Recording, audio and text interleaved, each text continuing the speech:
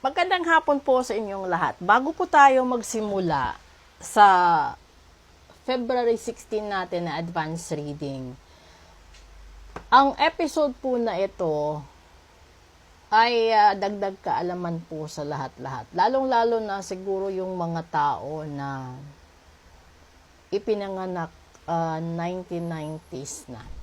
Kasi more or less yung nakakaalam nito is beyond 50s, 60s, 70s, or older pa po.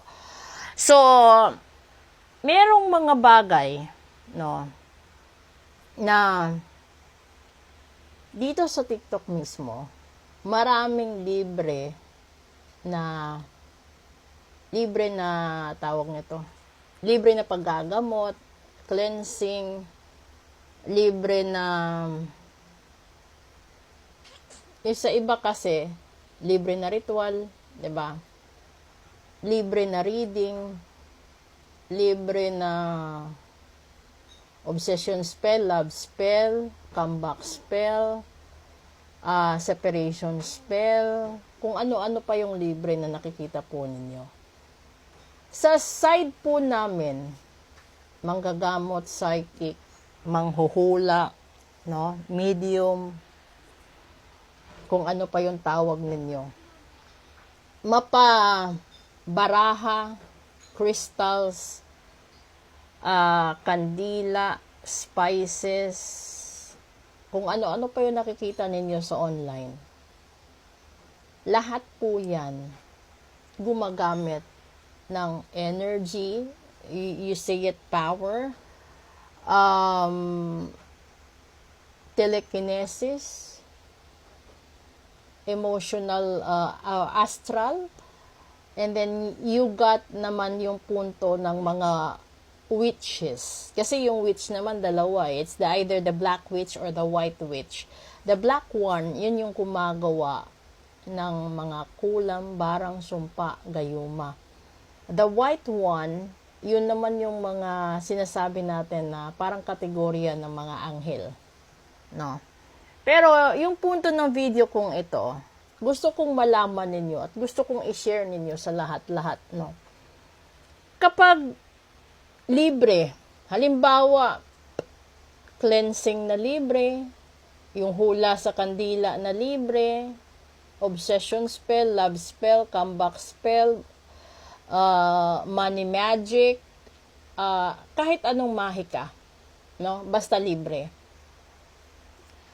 Gusto kong sa inyo, bago i-share yan ng isang creator dito sa TikTok or YouTube o Facebook o kahit anong social media platforms, may dasal yan.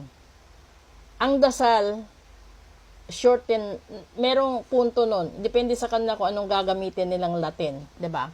Pero yung panangga nila, alam nyo, para alam nyo na rin, no?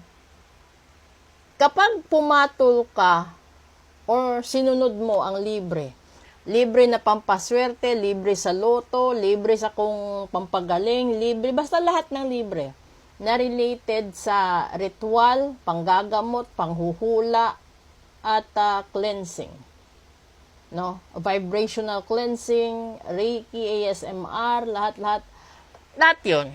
Kapag libre,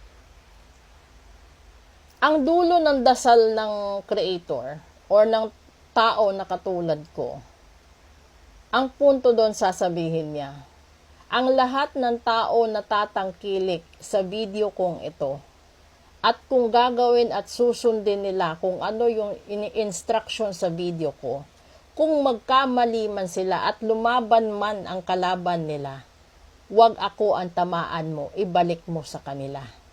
Dahil ibinigay ko lang ito ng libre. Ganun po yun. 'Di ba? Kung nakikita ninyo, iisa lang po ang ibinigay kong share na libre. Yan po yung paglihis lang. Yan yung higit kalahating milyon na views. Alam mo kung bakit? Dahil yung dasal na yan, ay yung turo ng paglihis na yan, idinasal ko na. Na kapag may tao na sumunod at gumawa, huwag ibalik sa kanya, bagkus ibalik doon sa mga masasamang elemento para walang masirang walang mamatay, walang masirang kagamitan, walang maanod na pangkabuhayan. Lahat-lahat masisave mo kung kaya mong gawin ng tama. Hindi katulad ng mga naglalabasan sa social media na lahat ng libre. Libreng pampaswerte, kung malalaman mo kung ano yung numero sa loto, libre sa kung ano-ano, tinitignan sa kandila, tinitignan sa baraha, basta lahat ng libre na related sa spiritual at related sa pamahiin, related sa hiwaga, related sa pampaswerte sa buhay, sa love life, sa kalusugan, sa pera, sa negosyo, sa pagsasama, lahat ng libre na ganon. Kapag gumagawa kayo nun, ibig sabihin, lahat kapag hindi siya, halimbawa, yung gusto mong ginawa, yung ginawa mo is yung mahika para matanggal ang lahat ng mga tao na gumagawa ng masama sa'yo. Isa yan Kapag yung mahika na yan ginawa mo at binanggit mo yung Latin, sinunod mo yung instruction sa video niya, ibig sabihin nun, kapag hindi yan tumalab, sa buhay mo, sa loob ng 1 hanggang 3 linggo, at pinabayaan mo, babalik sa'yo kapag lumaban yung isa. Halimbawa, ganito. Si babae number 1 at si babae number 2. Si babae number 1 sumunod sa video. Paano matanggal itong si number 2? Ngayon, hindi mo alam si number 2 may protection sa sarili niya. 'Di ba? Hindi mo rin alam kung may poder din siya sa sarili niya. Kapag ginawa mo yung libreng mahika, it's either pangtanggal, pangsira, panghiwalay, or whatever.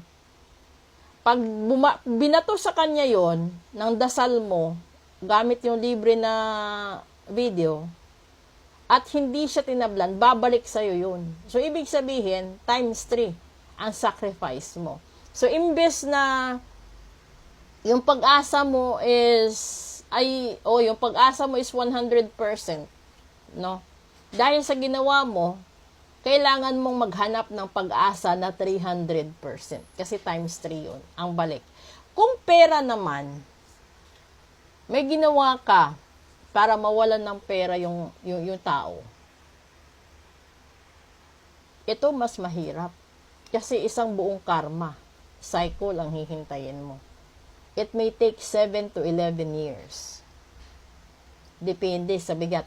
So, kung mahilig ka, gumawa ng mahika yung mga nilalagay yung kandila nilalagay sa tubig, yung sinisindihan, kung ano-ano, basta in general po, kapag libre na binigay sa inyo sa social media platforms, may kasamang sulat, may kasamang dasal na Latin, may kasamang inom sa tubig, may kasamang ang tawag doon? Yung basta mga libre kasi ang dami Pag ginawa mo at pinatulan mo yon at hindi tumalab, lahat ng hindi tumalab, balik sa'yo. Yun yung pinagkaiba kapag ginawa talaga ng eksperto. Magkaiba Alam nyo naman yan, di ba sa pagkain? Iba pa rin yung original. Masarap, may kamahalan pero masarap siya. Ganon din sa alak, 'di ba? Mas masarap, mas mahal. Sa ganon din po 'yon sa serbisyo. So lahat ng libre, katamtaman lang. Hindi siya gaano ka fulfilled. May balik pa sa'yo. Lalong-lalo na kung yung ginawa mo is love spell, obsession spell, money spell, magic spell. Ay, naku. Proceed na lang po tayo dito sa general reading natin. Basta yan na po yung paliwanag ko, i-share nyo sa gusto at saka dapat makarinig nito at makapanood para maiwasan po ang